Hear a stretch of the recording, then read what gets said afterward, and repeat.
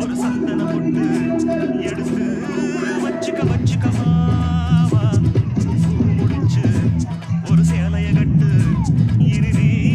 வெட்டிய கட்டிக்கலாமா கம்பெடுத்தா சொல்லி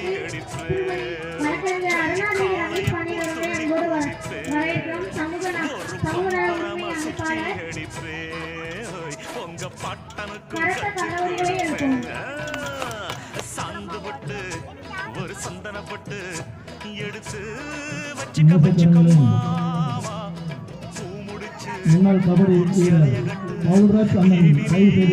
செய்து கட்டிக்கலாம் இவ்விழாவினை சேவன் பெருமையாக